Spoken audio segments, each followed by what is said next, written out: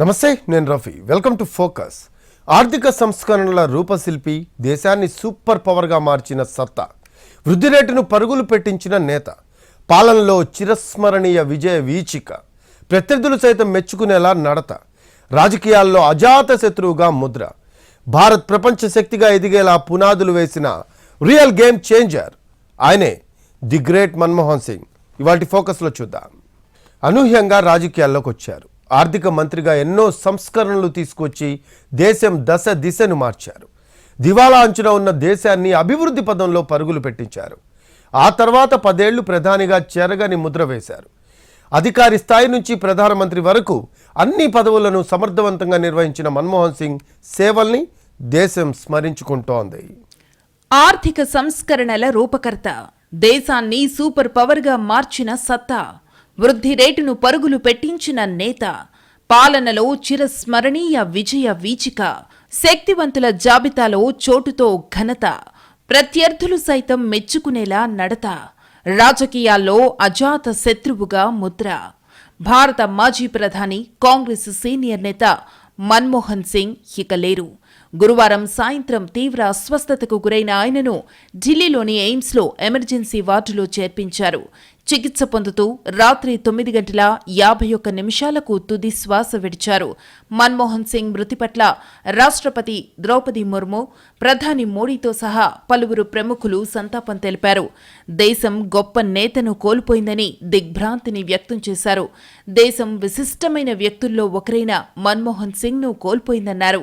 దేశ ఆర్థిక విధానంపై ఎన్నో ఏళ్లుగా బలమైన ముద్ర వేశారన్నారు ప్రధాని మోడీ. పార్లమెంట్లో ఆయన ప్రసంగాలు గొప్పగా ఉండేవని, ప్రధానిగా దేశ ప్రజల జీవితాలు మెరుగుపడేందుకు ఎంతో కృషి చేశారన్నారు. మన్మోహన్ మరణ వార్త తెలిసిన వెంటనే బెళగావిలో సిడబ్ల్యూసీ సమావేశాలను కాంగ్రెస్ పార్టీ రద్దు చేసింది. కాంగ్రెస్ నేతలు ఎయిమ్స్కు చేరుకుని మన్మోహన్ కుటుంబ సభ్యులను పరామర్శించారు. ఆయన మృతి దేశానికి తీరని లోటన్నారు. మన్మోహన్ ఆర్థిక విధానాలు దేశంలో పేదరికాన్ని తగ్గించాయన్నారు. ఆయన్ను దేశం ఎప్పుడూ కృతజ్ఞతతో గుర్తుపెట్టుకుంటుందని కాంగ్రెస్ అధ్యక్షులు మల్లికార్జున ఖర్గే అన్నారు. ఇక తెలుగు రాష్ట్రాల సీఎంలు మన్మోహన్ మృతి పట్ల సంతాపం ప్రకటించారు. గొప్ప ఆర్థికవేత్త, సంస్కరణవాది, మానవతావాది మన్మోహన్ సింగ్ మృతి దేశానికి గొప్ప లోటన్నారు సీఎం రేవంత్.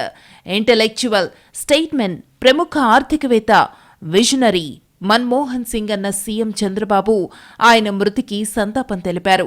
ఉదయం 10:30కు మాజీ ప్రధానికి కాంగ్రెస్ నేతలు అంతిమ వీడ్కోలు పలకనున్నారు. బెళగావి సిడబ్ల్యూసీ సమావేశాలను రద్దు చేసుకున్న కాంగ్రెస్ నేతలు ఎయిమ్స్కు చేరుకున్నారు. మన్మోహన్ అధికారి స్థాయి నుంచి ప్రధానమంత్రి వరకు అన్ని పదవులను అత్యంత సమర్థవంతంగా నిర్వహించారన్నారు కాంగ్రెస్ నేతలు. దేశ ఆర్థిక రంగాన్ని పటిష్టం చేసిన గొప్ప ఆర్థికవేత్త మన్మోహన్ అని గుర్తు చేశారు. దేశ ప్రధానిగా మన్మోహన్ సేవలు చరిత్రలో చిరస్థాయిగా నిలిచిపోతాయన్నారు. And we are doing a morning at 10:30 on the same place where we had organized the massive program. So I appeal to all of them to participate. I request all the leaders who have been making arrangements for all our leaders who have come from all over the country to continue with their protocol duty so that we should take care of our guests till they leave. We are trying to make a special aircraft again tomorrow morning to leave all of them. After confirming of the flight, I will let all of them know about the programs. Chief Economic Advisor, Finance Secretary, Member Secretary Planning Commission, Governor Reserve Bank of India, Deputy Chairman Planning Commission, Finance Minister, Prime Minister. I can't think of anybody in India who's had all these posts and filled them with the greatest of distinction. His finance ministership was transformative. It transformed the Indian economy. He was the technocratic master. P.V. Narasimha Rao, of course, was the political master. But Dr. Manmohan Singh was a technocratic sutradhar of the 1991 economic reforms, which transformed Indian trade, transformed Indian industry, and made India the global power that it has become today. Manmohan మృతితో ఇవాళ అన్ని కార్యక్రమాలను కేంద్ర ప్రభుత్వం రద్దు చేసింది. ఉదయం భేటీ కానున్న మంత్రిమండలి మన్మోహన్ మృతికి సంతాపం వ్యక్తం చేయనుంది. మరోవైపు నేటి నుంచి వారం రోజుల పాటు సంతాప దినాలను ప్రకటించింది కేంద్రం. నిజంగా సెంగ్ ఈజ్ కింగ్. ఆయన స్వరూపం శాంతంగా ఉన్నప్పటికీ పేరు వెనుక సింహం ఆయన పనితీరులో కనిపించింది. దివాలా అంచున ఉన్న దేశాన్ని సూపర్ పవర్గా మార్చిన రియల్ గేమ్ చేంజర్ ఆయన. సరళీకృత ఆర్థిక విధానాల అమలు, న్యూక్లియర్ డీల్ వ్యవహారాలను సమర్థంగా నిర్వహించడంలోనూ చెరగని ముద్ర వేశారు.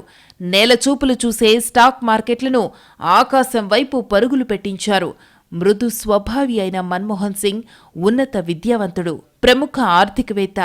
క్లిష్ట పరిస్థితుల్లో ఉన్న దేశాన్ని గట్టెక్కించి అభివృద్ధి పథంలో పరుగులు పెట్టేలా చేసి ఆర్థిక సంస్కరణల రూపశిల్పిగా పేరు పొందారు.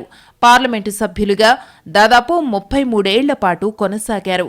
ఆరోగ్యం సహకరించని పరిస్థితుల్లోనూ కీలక సమయాల్లో ఓపిగ్గా సభకు వచ్చి అందరిలోనూ స్ఫూర్తిని నింపారు.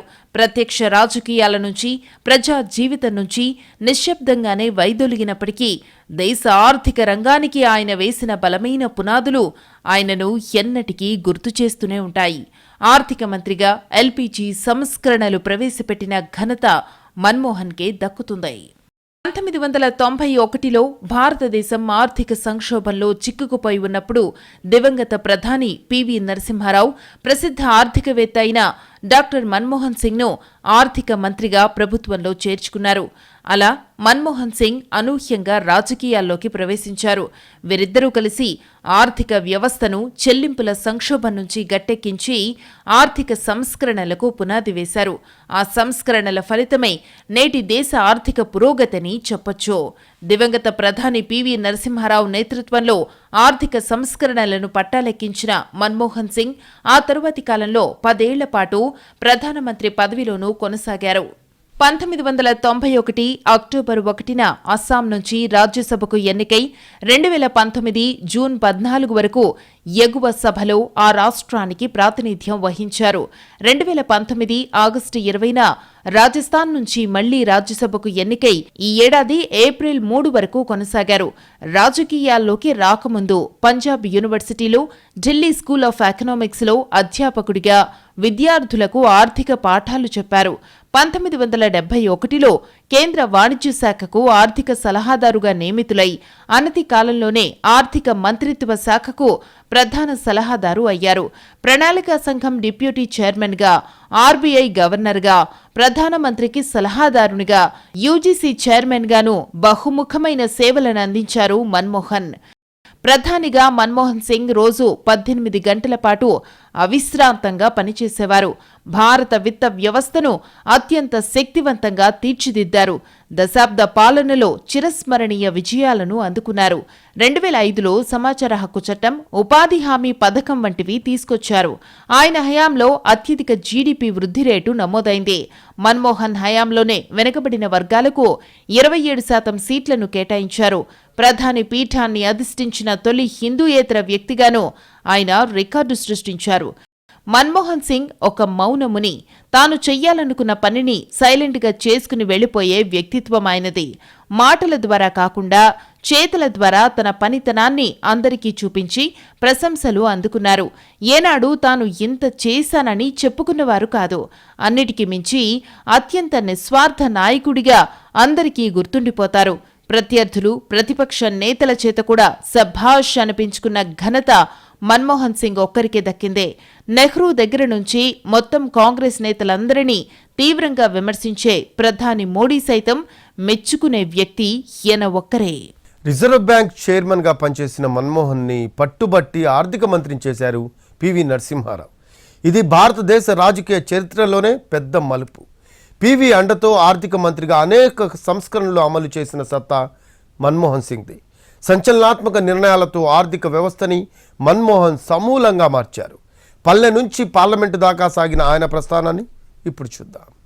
మన్మోహన్ సింగ్ 1932 సెప్టెంబర్ 26న అవిభక్త భారత్లోని పంజాబ్ రాష్ట్రంలో గాహ్ గ్రామంలో జన్మించారు. ఇది ఇప్పుడు పాకిస్తాన్లో ఉంది. విభజన సమయంలో ఆయన కుటుంబం భారత్కు వచ్చింది. 1958 సెప్టెంబర్ 14న గురుశరణ్ కౌర్తో మన్మోహన్ కు వివాహమైంది. వీరికి 2 కుమార్తెలున్నారు. మన్మోహన్ సింగ్ 1948లో పంజాబ్ విశ్వవిద్యాలయం నుంచి మెట్రికులేషన్ పరీక్షలు పూర్తి చేశారు. అతని విద్యా జీవితం పంజాబ్ నుంచి యూకేలోని కేంబ్రిడ్జ్ విశ్వవిద్యాలయానికి తీసుకెళ్లింది. అక్కడ 1957లో ఆర్థిక శాస్త్రంలో ఫస్ట్ క్లాస్ ఆనర్స్ డిగ్రీని పొందారు. 1962లో ఆక్స్ఫర్డ్ విశ్వవిద్యాలయంలోని నఫ్ ఫీల్డ్ కళాశాల నుంచి ఎకనామిక్స్ లో డీఫిల్ పట్టా పొందారు. India's export trades and prospectors for sales sustainable growth అనే ఆయన పుస్తకం భారతదేశం యొక్క అంతర్గత ఆధారిత వాణిజ్య విధానంపై ప్రారంభ విమర్శగా పేరుగాంచింది. పంజాబ్ విశ్వవిద్యాలయం, ప్రతిష్టాత్మక ఢిల్లీ స్కూల్ ఆఫ్ ఎకనామిక్స్ లో అధ్యాపకులుగా మన్మోహన్ సింగ్ పనిచేశారు. ఐక్యరాజ్య సమితికి చెందిన UNCTAD సెక్రటేరియట్ లో కూడా కొంతకాలం ఆయన పనిచేశారు. 1987, 1990 మధ్య జెనీవాలోని సౌత్ కమిషన్ సెక్రటరీ జనరల్ గాను సేవలు అందించారు. ఆ తరువాత భారత రిజర్వ్ బ్యాంక్ గవర్నర్ గా కూడా మన్మోహన్ సింగ్ సేవలు అందించారు. 1982-85 మధ్య RBI గవర్నర్ గా పనిచేశారు. రిజర్వ్ బ్యాంక్ చైర్మన్ గా పనిచేసిన ఆయనను పట్టుబట్టి ఆర్థిక మంత్రిని చేశారు పివి నరసింహారావు. ఇది భారతదేశ రాజకీయ చరిత్రలోనే పెద్ద మలుపు. పివి అండతో ఆర్థిక మంత్రిగా అనేక సంస్కరణలు అమలు చేశారు మన్మోహన్ సింగ్. దాంతోపాటు విదేశీ సంస్థలకు భారత్ తలుపులు తెరిచింది కూడా ఈయనే. ఇప్పుడు మనం చూస్తున్న సరళ ఆర్థిక విధానాలు పివి, మన్మోహన్ చేపట్టిన సంస్కరణల పుణ్యమే.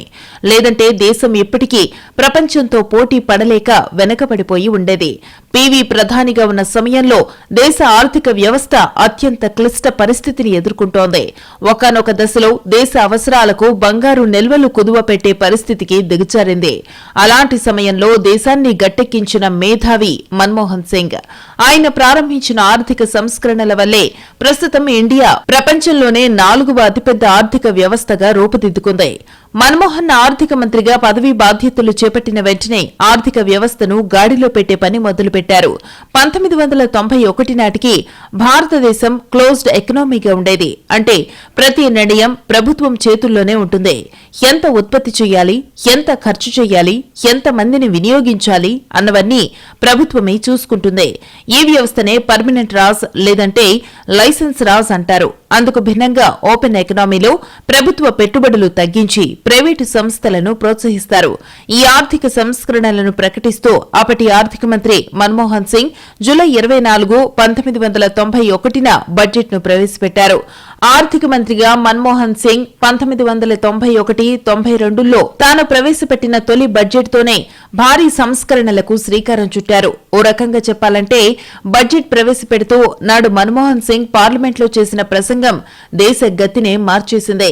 ఎంపిక చేసిన పరిశ్రమల్లో విదేశీ యాజమాన్యానికి మెజారిటీ వాటాకు అనుమతిస్తూ మార్పులు చేశారు. ప్రభుత్వ రంగ సంస్థల్లో 20% పెట్టుబడుల్ని ఉపసంహరించుకున్నారు. వాటి స్థానే విదేశీ పెట్టుబడులను ఆహ్వానించారు. ఎరువులు, వంట గ్యాస్, పెట్రోల్ ధరలు పెంచారు. చక్కెరపై రాయితీని ఎత్తివేశారు. ఎగుమతుల్ని ప్రోత్సహించేందుకు మన్మోహన్ సింగ్ పన్ను రాయితీలు ప్రకటించారు. మూలం దగ్గర పన్ను వసూలు అంటే టీడీఎస్ విధానానికి శ్రీకారం చుట్టారు. మన్మోహన్ సింగ్ విదేశీ నిధులపై వచ్చే డివిడెండ్లపై విధించే పన్నును భారీగా తగ్గించారు. కార్పొరేట్ పన్నును 40% నుంచి 45%కి పెంచారు. వ్యక్తిగత ఆదాయ పన్ను రేట్లలో మాత్రం ఎలాంటి మార్పులు చేయలేదు. మ్యూచువల్ ఫండ్లలోకి ప్రైవేటు పెట్టుబడులను అనుమతించారు. ఈ నిర్ణయాలతో అంతర్జాతీయ ద్రవ్య నిధి నుంచి తీసుకున్న రుణ చెల్లింపుపై ఆ సంస్థకు భరోసా కల్పించేందుకు ప్రయత్నించారు. వీటితో పాటు స్టాక్ ఎక్స్చేంజి నిర్వహణపై చట్టబద్ద అధికారాలు పూర్తిగా సెబీకి బదలాయిస్తూ ప్రతిపాదనలు చేశారు. సాఫ్ట్వేర్ కంపెనీలకు ఆదాయపు పన్ను చట్టంలోని సెక్షన్ 80HHC కింద ఇచ్చే పన్ను రాయితీని పెంచారు. దీంతో సాఫ్ట్వేర్ రంగం ఆర్థికంగా నిలదొక్కుని దేశంలో సమాచార సాంకేతిక విప్లవానికి ఓ కారణమైంది. పలు సంచలనాత్మక నిర్ణయాలతో ఆర్థిక వ్యవస్థని మన్మోహన్ సమూలంగా మార్చారు. విదేశీ పెట్టుబడులకు, కంపెనీలకు తలుపులు తెరిచి పారిశ్రామిక, సేవల రంగానికి ఊతం కల్పించారు. దీంతో ఉద్యోగాలు పెరిగి క్షేత్రస్థాయిలో ప్రజల ఆర్థిక మూలాలు బలపడ్డాయి. దీనికి దన్నుగా సమాచార సాంకేతిక రంగం ఫలాలు అందడంతో దేశ ఆర్థిక పరిస్థితి తిరిగి గాడిన పడింది. పలు ఆర్థిక సంస్కరణలతో అభివృద్ధి చెందిన దేశాల సరసన భారత్ను నిలిపిన ఘనత మన్మోహన్దే. బ్రిటిష్ వలస పాలనలో చిక్కుకుని విలవిలలాడిన భారత్ తర్వాత కూడా సామ్యవాద విధానాలతో పాటు పాత పద్ధతులని కొనసాగిస్తూ వచ్చింది. కానీ మన్మోహన్ సింగ్ ఆర్థిక మంత్రిగా బాధ్యతలు స్వీకరించిన తరువాత బడ్జెట్ రూపురేఖలు మారిపోయాయంటే అతిశయోక్తి కాదు. 1998-2004 మధ్య రాజ్యసభ ప్రతిపక్ష నేతగా మన్మోహన్ సింగ్ వ్యవహరించారు. ఆ తర్వాత 2004లో ప్రధాని పదవిని వదులుకోవాలని సోనియా గాంధీ నిర్ణయించుకున్నప్పుడు ప్రత్యామ్నాయ ఎంపికగా మన్మోహన్ సింగ్ కనిపించారు. 2002 గోద్రా అల్లర్ల అనంతరం దేశం మత అసమతుల్యత వాతావరణంలో కొట్టుమిట్టాడుతున్న సమయంలో 2004లో మన్మోహన్ సింగ్ యూపీఏ 1 ప్రభుత్వ పాలనను చేపట్టారు. పౌర అణు సహకారానికి తెరతీసిన భారత్ అమెరికా పౌర అణు ఒప్పందాన్ని సాధించడం సింగ్ పాలనలో అతిపెద్ద విజయాలలో ఒకటి. ఈ ఒప్పందాన్ని భారత విదేశీ సంబంధాలలో మైలురాయిగా భావిస్తారు. ఈ ఒప్పందం సమయంలో మన్మోహన్ సింగ్ రాజనీతికి సర్వత్రా ప్రశంసలు దక్కాయి. తన ప్రభుత్వ హయాంలోనే గ్రామీణ ప్రాంతాలలో లక్షలాది మందికి ఉపాధి అవకాశాలు కల్పించిన మహాత్మా గాంధీ జాతీయ గ్రామీణ ఉపాధి హామీ చట్టంతో సహా అనేక సామాజిక పథకాలను భారత్ ప్రారంభించింది. 10 ఏళ్ల పాటు దేశాన్ని ముందుకు నడిపించి బెస్ట్ పార్లమెంటేరియన్ గా ప్రశంసలు అందుకున్నారు ఆయన. 10 ఏళ్ల పాటు 21వ శతాబ్దిలో దేశాన్ని ముందుకు నడిపించిన విద్యావేత్త మన్మోహన్ సింగ్. 2014 వరకు మన్మోహన్ సింగ్ ఒక్కరోజు కూడా సెలవు పెట్టకుండా అవిశ్రాంతంగా పనిచేసిన ప్రధాని. సహజంగానే తక్కువ మాట్లాడే మన్మోహన్ 10 ఏళ్లు ప్రధానిగా ఉన్నప్పటికీ అదే పంథాను అనుసరించారు. పార్లమెంట్ బహిరంగ సమావేశాల్లో తప్ప బయట ఎక్కువగా మాట్లాడింది లేదు. అయితే పదవులను ఆశించకుండా, అవినీతి మరక లేకుండా జీవితాంతమూ నిజాయితీగా వ్యవహరించారని పేరుంది. కాంగ్రెస్ లో జవహర్లాల్ నెహ్రూ, ఇందిరాగాంధీ తరువాత సుదీర్ఘ కాలం పాటు ప్రధానిగా ఉన్నది ఆయనే. Singh is king. రోజు 18 గంటల పాటు అవిశ్రాంతంగా పనిచేసేవారు. 10 ఏళ్లలో ఒక్కరోజు కూడా సెలవు పెట్టకుండా దేశానికి సేవలందించారు. చేయాలి అనుకున్న పనిని సైలెంట్గా చేసుకుని వెళ్లిపోయే నైజం ఆయనది. మాటలతో కాకుండా చేతల ద్వారా తన పనితనాన్ని చూపించి ఔరా అనిపించారు ఆయన. మౌన మునిగా పేరున్న విధాన నిర్ణయాల్లో దూకుడు ప్రదర్శించారు. మన్మోహన్ సింగ్ సాధారణ లెక్చరర్గా తన ఉద్యోగ జీవితాన్ని ప్రారంభించారు.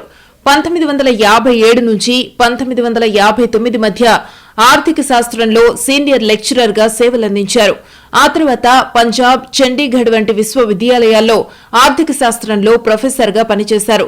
అలాగే 1976లో Jawahar Nehru university, Delhi school of economics, Delhi యూనివర్సిటీలో గౌరవ ప్రొఫెసర్గా సేవలందించారు. ఆ తర్వాత ఐఎంఎఫ్, రిజర్వ్ బ్యాంక్ గవర్నర్ వంటి అంతర్జాతీయ స్థాయి బాధ్యతలను నిర్వహించారు. తర్వాత ఏకంగా కేంద్ర ఆర్థిక మంత్రిగా, ప్రధానమంత్రిగానూ సేవలందించారు. ఇలా సాధారణ ఉద్యోగిగా మొదలైన మన్మోహన్ జీవిత ప్రయాణం ప్రధాని స్థాయికి చేరడం ఎంతో స్ఫూర్తిదాయకం. దేశాభివృద్ధికి ఆయన చేసిన సేవలు వెలకట్టలేనివి. దేశంలో ఎన్నో ఆర్థిక సంస్కరణలు చేపట్టిన వ్యక్తిగా మన్మోహన్ సింగ్ గుర్తింపు పొందారు. రాజకీయ, ఆర్థికవేత్తగా సేవలు అందించారు. జవహర్లాల్ నెహ్రూ, ఇందిరాగాంధీ, నరేంద్ర మోడీ తరువాత దేశానికి ఎక్కువ కాలం ప్రధానిగా పనిచేసిన వ్యక్తిగా మన్మోహన్ సింగ్ గుర్తింపు పొందారు. మొదటి సిక్కు ప్రధానమంత్రి కూడా ఆయనే. మన్మోహన్ సింగ్ 2004 నుంచి 2014 వరకు 2 పర్యాయాలు భారత ప్రధానిగా పనిచేశారు. 2004 లోక్సభ ఎన్నికల్లో అటల్ బిహారీ వాజ్పేయి నేతృత్వంలోని ఎన్డీఏపై కాంగ్రెస్ విజయం సాధించిన తరువాత ఆయన తొలిసారిగా 2004లో ప్రమాణ స్వీకారం చేశారు. 2009 నుంచి 2014 వరకు రెండవసారి పదవిలో కొనసాగారు. 2004 నుంచి 2014 వరకు ప్రధానిగా పనిచేసిన మన్మోహన్ సింగ్ ఈ ఏడాది ప్రారంభంలో రాజ్యసభ నుంచి పదవీ విరమణ చేశారు. మన్మోహన్ సింగ్ అంకిత భావానికి నిదర్శనం ఆయన తన పదవీ కాలమంతా సభకు హాజరయ్యారు. ఆరోగ్యం సహకరించుకున్నా సరే వీల్ చైర్లో కూడా వచ్చారు. పార్లమెంట్లో తన చివరి ప్రసంగం నోట్ల రద్దుపై మాట్లాడారు. అది వ్యవస్థీకృత దోపిడీ, చట్టబద్దమైన దోపిడీ అని విమర్శించారు. ఇక 1991లో తొలి బడ్జెట్ ప్రసంగంలో మన్మోహన్ సింగ్ చేసిన కామెంట్స్ ఎంతో పాపులర్ అయ్యాయి. సమయం వచ్చినప్పుడు ఏ శక్తి ఆపలేదు. ప్రపంచంలో భారత్ కీలక ఆర్థిక శక్తిగా అవతరించడం అన్నది అలాంటి ఆలోచనేనని సభకు చెప్పాలనుకుంటున్నానని మన్మోహన్ అన్నారు. 1984 సిక్కుల ఊచకోతపై ప్రధానిగా మన్మోహన్ సింగ్ పార్లమెంట్లో క్షమాపణలు చెప్పారు. సిగ్గుతో తల వంచుకుంటున్నానని ఆ సమయంలో మన్మోహన్ అన్నారు. పరిమితుల మధ్య తాను చేయగలిగినంత చేశానని ఓ ప్రసంగంలో ఆయన చెప్పారు. సాఫ్ట్వేర్, టెక్నాలజీ రంగాల్లో ఉద్యోగాలకు మన్మోహన్ పునాదులు వేశారు. గ్లోబలైజేషన్, లిబరలైజేషన్ విధానాలతో భారత్ నేడొక ప్రపంచ శక్తిగా ఎదిగేందుకు బాటలు వేశారు. ముఖ్యంగా ఐటీ పరిశ్రమలో సాఫ్ట్వేర్ ఎగుమతుల కోసం సెక్షన్ 80HHC కింద పలు పన్ను మినహాయింపులు ఇచ్చారు. దేశంలో బడా టెక్ కంపెనీలు పెద్ద ఎత్తున పెట్టుబడులు పెట్టడానికి అప్పటి మన్మోహన్ సింగ్ బడ్జెట్తోనే సాధ్యమైంది. ఆయనకు మిడిల్ క్లాస్ మ్యాన్ గా పేరుంది. ఎల్పీజీ విధానాల వల్ల మార్కెట్లో కొత్త ఉద్యోగాలను సృష్టించారు. దీంతో కోట్లాది మంది ప్రజలు దారిద్ర్య రేఖ ఎగువకు చేరుకున్నారు. అంతేకాదు దేశంలో మధ్యతరగతి పెరగడానికి కూడా ఈ విధానాలు ఉపయోగపడ్డాయి. మన్మోహన్ సింగ్ రాజకీయ జీవితంలో అత్యంత క్లిష్టమైన సందర్భాలలో భారత్ అమెరికా అణు ఒప్పంద సమయం ఒకటి. ఈ ఒప్పందం భారత ఆర్థిక వ్యవస్థకు దీర్ఘకాలిక ప్రోత్సాహాన్నిస్తుందని మన్మోహన్ సింగ్ నమ్మారు. ఇందుకోసం అవసరమైతే ప్రధాని పదవికి రాజీనామా చేసేందుకు సిద్దమయ్యారు. అణు ఒప్పందం కుదరకపోతే తాను రాజీనామా చేస్తానని మన్మోహన్ సింగ్ అన్నారట. రాజీనామా చేయకుండా మన్మోహన్ ను ఒప్పించాల్సిందిగా సోనియా కొందరు కాంగ్రెస్ నేతలను కోరారని చెబుతారు. అమెరికాతో చేసుకున్న న్యూక్లియర్ డీల్ వ్యవహారంలో మన్మోహన్ సింగ్ తీసుకున్న చొరవ వల్ల భవిష్యత్తులో భారత అణు విద్యుత్ రంగంలో ఎదిగేందుకు అడ్డంకులు లేకుండా పోయాయి. మన్మోహన్ నాయకత్వంలో భారతదేశం అనూహ్యమైన ఆర్థిక వృద్ధిని సాధించింది. 7.7% వృద్ధి దశాబ్దం పాటు కొనసాగింది. కోట్ల మంది పేదరికం నుంచి బయటపడ్డారు. జీవన ప్రమాణాలు మెరుగయ్యాయి. భారతదేశం ఒక ప్రపంచ ఆర్థిక శక్తిగా ఎదిగింది. మన్మోహన్ సింగ్ దేశ ఆర్థిక వ్యవస్థను చక్కబెట్టడంలో కీలక పాత్ర పోషించారు. ఆర్థికవేత్తగా ఎంతో మందిని ప్రభావితం చేశారు. ప్రస్తుత ఆర్థిక మంత్రి నిర్మలా సీతారామన్ కూడా మంత్రి అయిన తర్వాత మొదటిసారి మన్మోహన్ సింగ్ ను కలిసి ఆయన నుంచి సలహాలు తీసుకున్నారు. విజయాలతో పాటు ఎన్నో అవార్డులు మన్మోహన్ ఖాతాలో పడ్డాయి. 1987లో ఆయనను పద్మ విభూషణ్ వరించింది. 2017లో ఇందిరాగాంధీ శాంతి బహుమతిని అందుకున్నారు. 1993-94లో ఉత్తమ ఆర్థిక మంత్రిగా యూరో మనీ అవార్డును అందుకున్నారు. 2010లో వరల్డ్ స్టేట్స్మెన్ అవార్డు మాజీ ప్రధాని మన్మోహన్ ను వరించింది. ఫోర్బ్స్ అత్యంత శక్తిమంతుల జాబితాలోనూ మన్మోహన్ కు చోటు దక్కింది.